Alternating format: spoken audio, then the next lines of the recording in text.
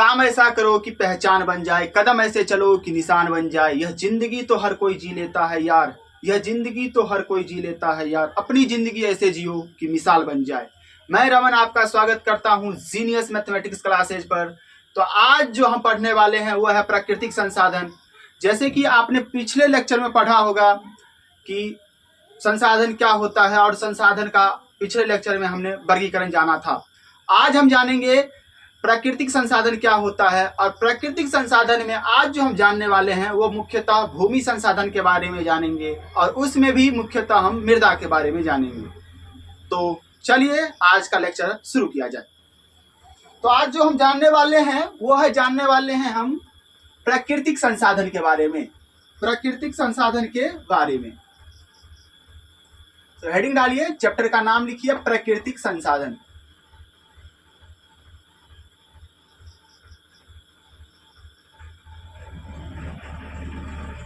प्राकृतिक संसाधन थोड़ा सा बड़ा बड़ा करके लिखिए तो ज्यादा आपसे लिखेगा बढ़िया।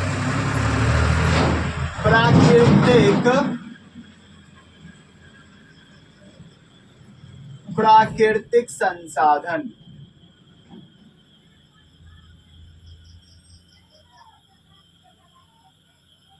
प्राकृतिक संसाधन आज जो चैप्टर हम पढ़ने वाले हैं उसका नाम है प्राकृतिक संसाधन, यानी नेचुरल रिसोर्सेस। प्रकृति का मतलब जो पहले से मौजूद हो, जो इवोल्यूशन के द्वारा, जो विकास के द्वारा बना है, उसे हम क्या बोलेंगे? प्रकृति बोलेंगे। आम भाषा में बात करें तो प्रकृति किसे कहेंगे? जो भगवान ने बनाया है। जो प्रकृति में जो भी संसाधन उपलब्ध होगा उसे हम बोलेंगे प्राकृतिक संसाधन। आज जो हम जानेंगे इस लेक्चर में वो है भूमि संसाधन। प्राकृतिक संसाधन का ही एक भाग है भूमि संसाधन। आज हम उसको समझेंगे। तो जो भूमि संसाधन है, जैसे आप जहां पर रह रहे हैं, ये पृथ्वी है, इसके ऊपर का भाग जो भूपर पट्टी है उसे क्या बोलेंगे? भूमि बोलेंगे। जिसमें पहाड़ है, पठार है, नदियां है, वन्य जीव है, खनिज है, बहुत सारा नाना प्रकार की चीजें हैं। यानी भूमि पर जो भी उपलब्ध चीजें हैं वो सभी क्या होंगे? प्राकृतिक संसाधन होंगे। जैसे नदियां हो गई, ये भी एक प्राकृतिक संसाधन है। जैसे आपका जो है सो भूमि हो गया, ये भी एक प्रकार का प्राकृतिक संसाधन है। जैसे हम हैं धरती पर चल रहे हैं तो हम भी एक प्रकार के क्या है? प्राकृतिक संसाधन है।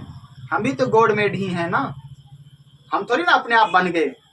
लेकिन अभी ऐसा टेक्नोलॉजी आ चुका है कि धीरे धीरे इसके ऊपर रिसर्च चल रहा है कि किस प्रकार से मानवों को बनाया जाए। तो आप सभी पढ़ते होंगे तो जानते होंगे। तो आज जो हम पढ़ने वाले हैं वह प्राकृतिक संसाधन, और इसमें भी मैं मुख्यतः हम जो आज पढ़ेंगे वह है मिट्टी यानी मृदा, सॉइल के बारे में। तो जो भूमि संसाधन है इसका जो परिप्रेक्ष्य है आज जो हम पढ़ेंगे वो भारत के परिप्रेक्ष्य से पढ़ेंगे, दुनिया के परिप्रेक्ष्य से आज हम नहीं पढ़ेंगे। आपकी किताब में जो दिया गया है क्लास 10वीं में वो भी भारत के ही परिप्रेक्ष्य से दिया गया है। तो आज जो हम जानेंगे वो भारत के परिप्रेक्ष्य से जानेंगे कि भारत में कितने प्रतिशत स्थल है, कितने प्रतिशत भागों का मैदान है, स्थलों पर कितने प्रतिशत मैदान है, कितने प्रतिशत जो है सो आपका पठार है, कितने प्रतिशत पर्वतीय भाग है, उसको भी जानेंगे। तो उसको हम एक फ्लो चार्ट के माध्यम से समझेंगे। तो नोट्स करके लिखिए। जैसे ये समझिए ये पूरा भारत है, एक गोला सा बना रहे हैं, ये समझिए ये 100% है, यानी पूरा भारत है। ये आपका पूरा भारत है, अपना इंडिया प्यारा सा, ये अपना प्यारा सा इंडिया पूरा है। आप सभी को लग रहा होगा कि इंडियन है ही, क्या गोल का मास्टर बनवा दिए। तो इसे मान लीजिए, मानने में क्या जाता है, इसको भी मान लीजिए। जब इतना कुछ मानिए रहे हैं मैथ में तो इसको भी मान लीजिए। तो इसका अगर ये पूरा भारत है, ये अगर पूरा भारत है यानी 100% ये भारत है, ये 100% भारत का यदि भूभाग है तो इसमें जो है सो 43% जो होगा वो आपका होगा मैदान। यानी प्लेन कितना प्रतिशत होगा? 43% होगा। 43% क्या होगा? मैदान होगा।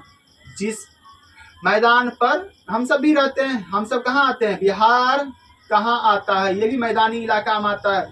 अपना जो समस्तीपुर जिला है ये सबसे उपजाऊ जिला में आता है। दुनिया में सबसे ज्यादा उपजाऊ कोई जिला है, कोई स्थान है तो वह है समस्तीपुर। वो कौन सा है? समस्तीपुर। यहाँ की मिट्टी सबसे उपजाऊ है दुनिया में। तो 43% भाग पर क्या है? मैदान है, इसको लिखेंगे। 43% भाग पर क्या है? मैदान, यानी प्लेन है, मैदान है। मैदान का मतलब क्या? जो समतल भूमि है, जो समतल भूमि है उसे क्या बोलेंगे हम? मैदान।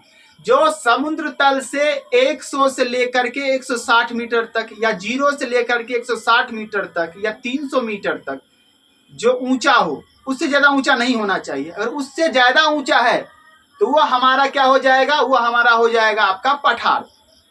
अगर उससे कम ऊंचा है तो वो हमारा क्या हो जाएगा? मैदान हो जाएगा। तो 43% भागों पर क्या है? विस्तार किसका है? मैदान का है। कितने प्रतिशत भागों पर? 43% भागों पर। और मैदान की विशेषता क्या है? कोई पूछ ले कि मैदान की सबसे बड़ी विशेषता है यहाँ पर कृषि बहुत अधिक मात्रा में की जाती है, बहुत सघनता से की जाती है। यानी एक फसल लगाया, फिर उसको काटा, फिर दूसरा फसल लगाया, फिर तीसरा, फिर चार फसल। एक साल में कम से कम 4 को फसल उग जाता है। अपने यहाँ तो बाढ़ आ जाता है तो ऐसा ही 6 महीना चला गया है, इसमें 2 फसल हो पाता है। तो कितना फसल उपजा पाते हैं? 4 फसल। तो ये मैदान जो है सो कृषि के लिए जाना जाता है। किसके लिए जाना जाता है? कृषि के लिए, कृषि के लिए। और यहाँ पर जो है उद्योग धंधे स्थापित करना पठारों के मुकाबले और पहाड़ी इलाकों के मुकाबले आसान होता है। तो कृषि हो गया आपका, और क्या हो गया? उद्योग। इस दोनों के लिए मैदान जो है सो आपका जाना जाता है, कृषि और उद्योग के लिए। और भारत में कितने प्रतिशत मैदान है? तो आपका जवाब होना चाहिए 43%। कितना जवाब होना चाहिए? 43%। इसके बाद मैदान तो समझ में आ गया कितना प्रतिशत है? 43%। ये समतल भूभाग होता है और जो समुद्र तल से 0 से लेकर के 300 मीटर तक की ऊंचाई तक का होता है। इसके बाद हम समझेंगे जो है सो आपका पठार क्या होता है। पर्वतीय भाग कितना प्रतिशत है? तो पर्वतीय भाग जो है लगभग, ये आपका समझिए पर्वतीय भाग है, ये पर्वतीय भाग है आपका। ये लगभग है आपका 30%। ये है लगभग आपका 30%। और 30% हमारा क्या है? हमारा है पर्वतीय भाग, जिसकी ऊंचाई समुद्र तल से कितनी हो? 6000 मीटर से ऊंचा हो या 4000 मीटर से ऊंचा हो, उसे हम क्या बोलेंगे? पर्वत बोलेंगे। तो 30% भूभाग क्या है बताइए? पर्वत है। और पर्वत किसके लिए जाना जाएगा? आप सभी गए होंगे, दार्जिलिंग हो गया, शिमला हो गया, मनाली हो गया, लेह हो गया, ये सभी कहाँ? हिमालय में है, लघु हिमालय में आता है। ये सभी कहाँ? पर्वतों पर है। तो जो है आपका पर्वत, ये किस लिए जाना जाएगा? पर्वतीय भाग है, पर्वतीय भाग है। और ये किस लिए जाना जाता है? तो यहाँ पर पर्यटन, यानी पर्यटन बहुत ज्यादा होता है। यहाँ पर आदमी बहुत ज्यादा आता है, सैलानी सब खूब आता है, पर्यटन। और यहाँ की जो नदियां होती हैं वो 12 मास बहती रहती है। 12 मास यानी पूरे साल चलती है, यानी 12 मासी नदियों के लिए, नदियों का 12 मासी प्रवाह, नदियों का 12 मासी प्रवाह, 12 मासी प्रवाह, 12 मासी प्रवाह के लिए जाना जाता है यहाँ की नदियां। तो पर्वतीय भाग की विशेषता क्या हो गई? आपका पर्यटन हो गया, नदियों का 12 मासी प्रवाह हो गया, और मैदान का कृषि एवं उद्योग हो गया। अब जो बचा, पर्वत हो गया, मैदान हो गया, पर्वतीय भाग हो गया, तो क्या बच जाता है? पठार बच जाता है। तो पठार जो है आपका, ये होता है आपका 27%। 27% क्या है? पठार है। 27% क्या है? पठार है। और पठार किस लिए जाना जाएगा? यहाँ पर खनिज जो है, मिनरल्स है, बहुत ज्यादा मिलेंगे। ये जाना जाएगा किसके लिए? तो ये जाना जाएगा आपका खनिज के लिए। यहाँ पर खनिज होगा, यहाँ पर वन्य संसाधन खूब मात्रा में होगा, वन्य संसाधन। और क्या हो सकता है यहाँ पर भी उद्योग जैसे बड़े पैमाने पर लगाए जा सकते हैं। उद्योग उतना नहीं, लेकिन हाँ लगाए जा सकते हैं, लेकिन यहाँ पर पर्वतीय भागों में नहीं लगाए जा सकते हैं। तो इसको आई होप आप सभी समझ गए होंगे, तो इसको मिटा दें।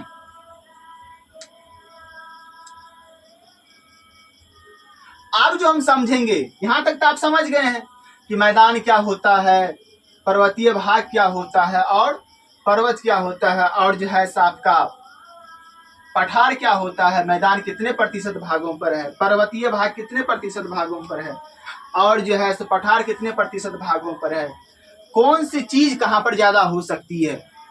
अब जो हम पढ़ने वाले हैं वो पढ़ने वाले हैं मृदा यानी सॉइल के बारे में। अब क्या पढ़ने वाले हैं, अब हम पढ़ने वाले हैं सॉइल के बारे में। ऐसा ही एक विद्यार्थी से पूछे कि सॉइल क्या होता है, पूछे मिट्टी क्या होता है, तो उन्होंने बोला कि जो समतल जमीनें हैं, जो समतल जमीनें हैं उसे मिट्टी कहते हैं। हमने कहा कि ये अच्छी परिभाषा नहीं है, तो अच्छी परिभाषा क्या है उसको हम लिखेंगे, जो आपके क्लास के लिए अच्छा रहेगा। मतलब आप 10th में आ चुके हैं, जब जब आप ऊपर क्लासों में जाइएगा तो परिभाषा डेफिनेशंस जो है उसका मॉडिफिकेशन होते रहता है, यानी बेहतर से बेहतरीन बनते जाता है। तो उसको हम लिखेंगे मिट्टी। तो लिखिए मिट्टी, यानी इसको क्या बोलते हैं, मृदा। एक विद्यार्थी से पूछे बताओ मृदा क्या होते हैं, तो वो बोला जो मुर्दा मर जाता है उसी को मृदा कहते हैं। तो हमको बड़ा गजब लगा। आप सब भी ऐसा परिभाषा मत दीजिएगा। क्या पढ़ने वाले हैं, मृदा। इसको दूसरा नाम क्या बोल सकते हैं, मिट्टी बोल सकते हैं, या क्या बोल सकते हैं, सॉइल बोल सकते हैं। मृदा बोलिए, मिट्टी बोलिए, सॉइल बोलिए, तीनों एक ही बात है। तो मिट्टी क्या है, इसके बारे में लिखेंगे असंगठित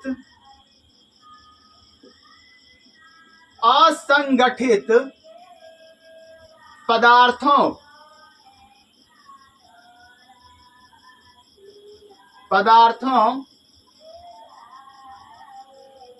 से निर्मित, असंगठित पदार्थों से निर्मित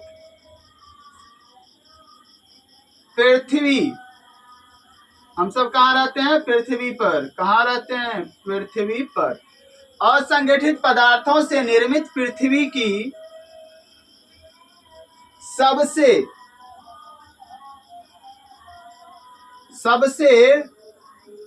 ऊपरी पतली परत। कौन सी परत, पतला होना चाहिए, पतली परत क्या कहलाएगा, मृदा कहलाती है। क्या कहलाएगा, मृदा कहलाती है, मृदा कहलाती है। इसके बारे में अगला लाइन लिखेंगे, मृदा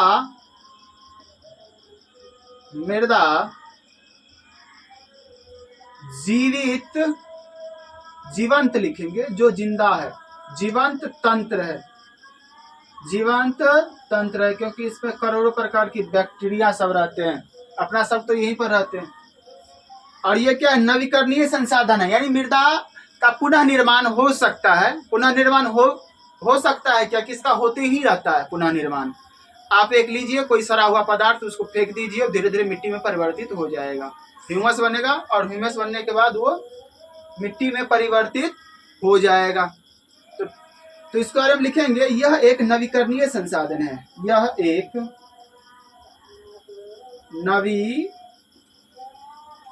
नवीकरणीय संसाधन है। कौन सी संसाधन है, नवीकरणीय संसाधन है। तो हमने क्या पढ़ा, मृदा क्या है, असंगठित पदार्थों से निर्मित। असंगठित पदार्थों का मतलब क्या, वो ह्यूमस हो सकता है, वो जैव पदार्थ हो सकता है, अजैव हो सकता है, कुछ भी हो सकता है। पृथ्वी की सबसे ऊपरी पतली परत मृदा कहलाती है। और मृदा क्या है कि जीवित तंत्र है, और यह एक नवीकरणीय संसाधन है। कौन सी संसाधन है, नवीकरणीय, जिसका पुनः निर्माण हो सकता है। तो इसको नोट करिए।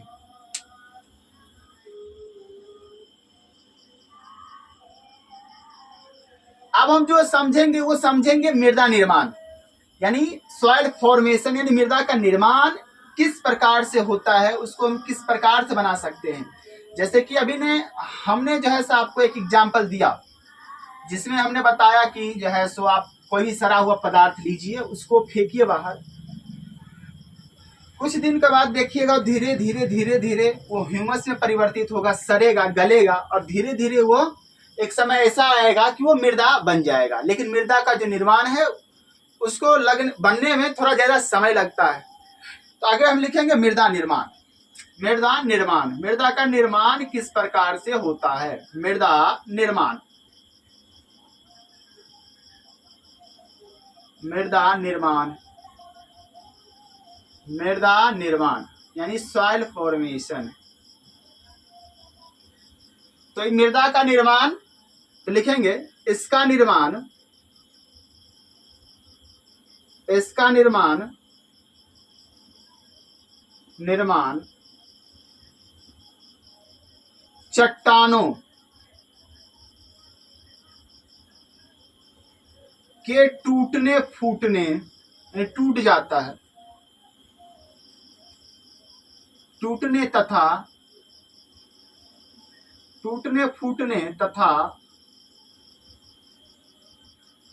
इसका निर्माण चट्टानों का, चट्टानों के टूटने फूटने तथा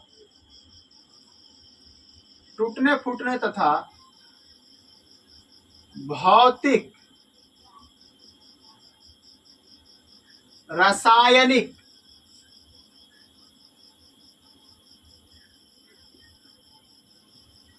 रासायनिक, भौतिक, रासायनिक और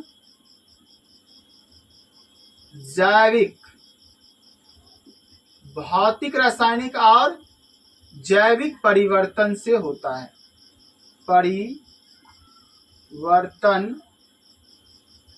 से होता है, होता है।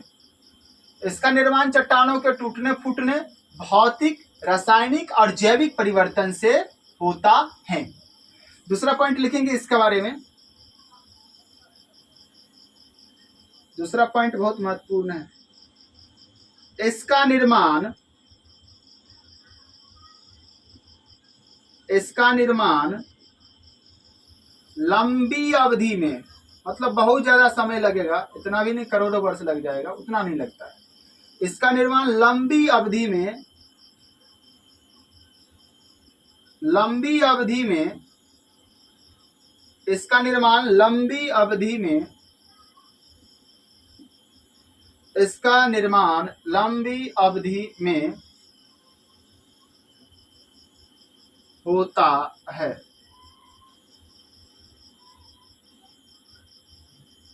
बढ़िया से लिखेंगे इसको। इसका निर्माण लंबी अवधि में जटिल प्रक्रियाओं द्वारा, लंबी अवधि में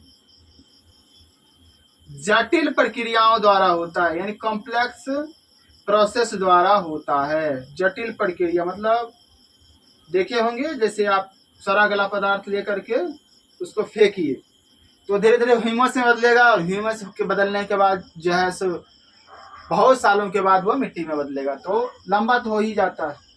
इसका निर्माण लंबी अवधि में जटिल प्रक्रिया द्वारा, जटिल प्रक्रिया द्वारा होता है, जटिल प्रक्रिया द्वारा होता है। इस कारण तीसरा पॉइंट लिखेंगे। तीसरा पॉइंट क्या हो जाएगा आपका? तीसरा पॉइंट हो जाएगा आपका, तीसरा पॉइंट हो जाएगा इसके निर्माण में, इसके निर्माण में, इसके निर्माण में जैव एवं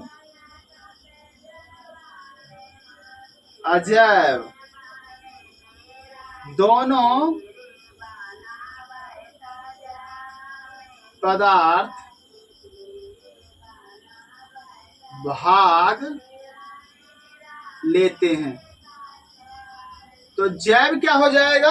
जैव हो सकता है आपका ह्यूमस, ह्यूमस, ह्यूमस। और अजैव क्या हो जाएगा आपका? जैसे चट्टाने हो गई, ये सब क्या हो जाएगा आपका? अजैव पदार्थ हो जाएगा। यही 3 पॉइंट हमको लिखना था, किताब में भी यही दिया था और महत्वपूर्ण भी है कि इसका निर्माण चट्टानों के टूटने फूटने तथा भौतिक, रासायनिक जैविक परिवर्तन से होता है। इसका निर्माण लंबी अवधि में जटिल प्रक्रियाओं द्वारा होता है। इसके निर्माण में जैव जो लिविंग है, लिविंग क्या हो सकता है, ह्यूमस हो सकता है, और अजैव दोनों पदार्थ भाग लेते हैं। यहां तक नोट करें।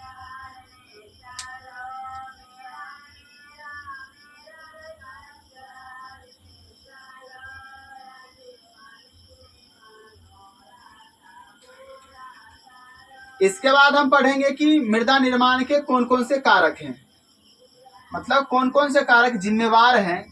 अगर वो ना हो तो मृदा निर्माण नहीं हो सकते, और वो है तो मृदा निर्माण हो सकती है। तो उन कारकों को भी हम पढ़ेंगे अभी। तो हम समझेंगे मृदा निर्माण के कारक, मृदा निर्माण के कारक।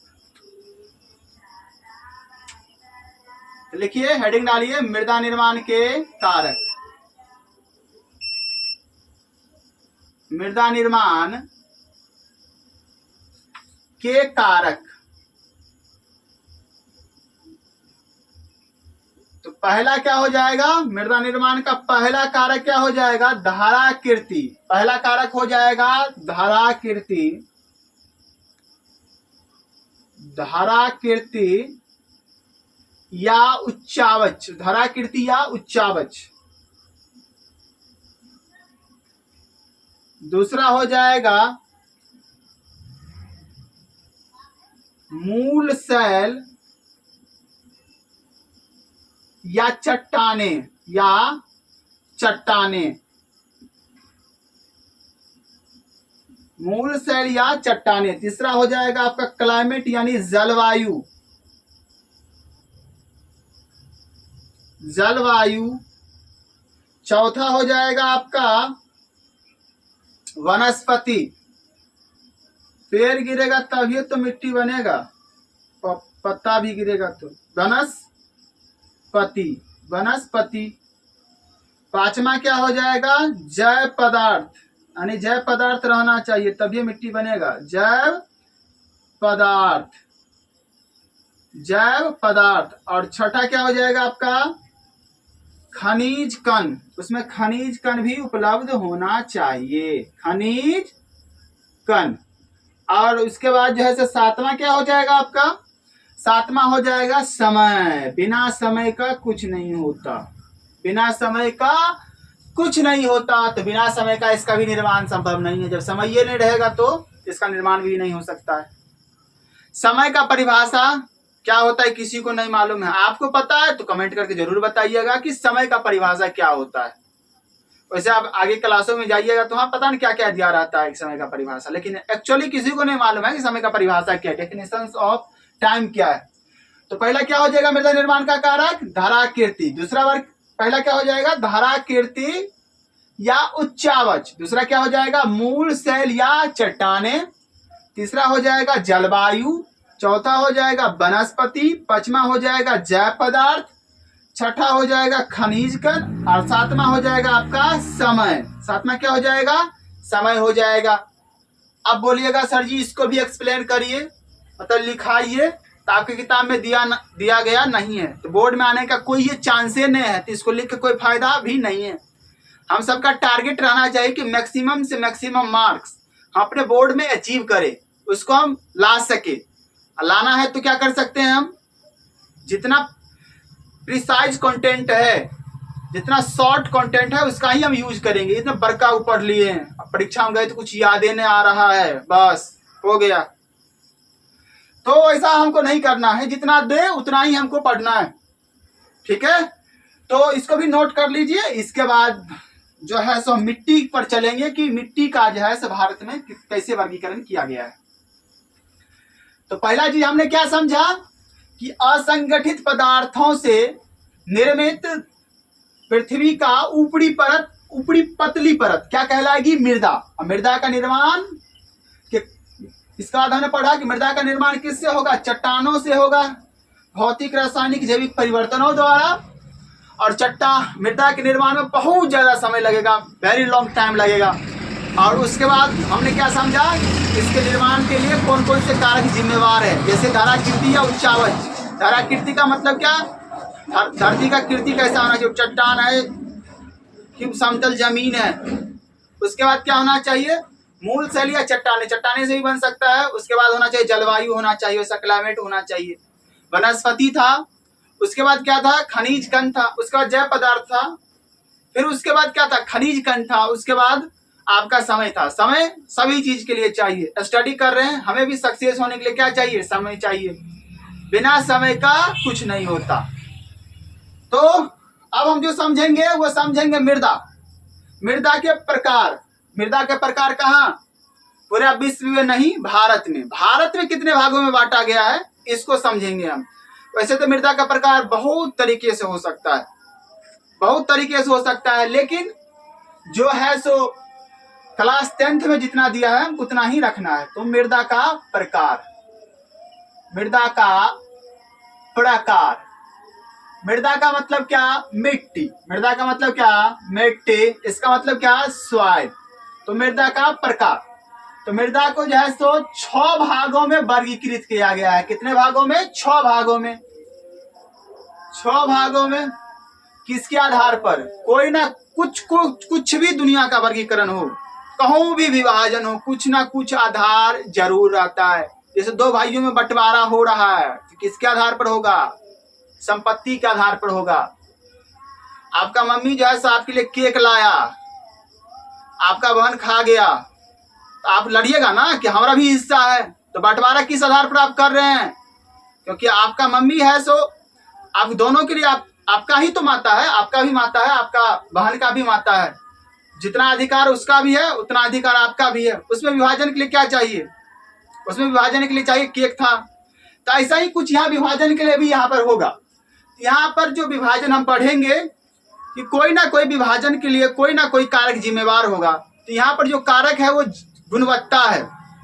क्या है, गुणवत्ता है कि कहाँ पर कहाँ का मिट्टी ज्यादा उपजाऊ होगा, कहाँ का कम उपजाऊ होगा, कौन सी मिट्टी में कौन सा फसल जो है सो अधिक उपजेगा। तो इसके आधार पर, तो इसको लिखिएगा गुणवत्ता यानी क्वालिटी। गुणवत्ता के आधार पर, गुणवत्ता के आधार पर, वत्ता के आधार पर, किसके आधार पर, गुणवत्ता के आधार पर।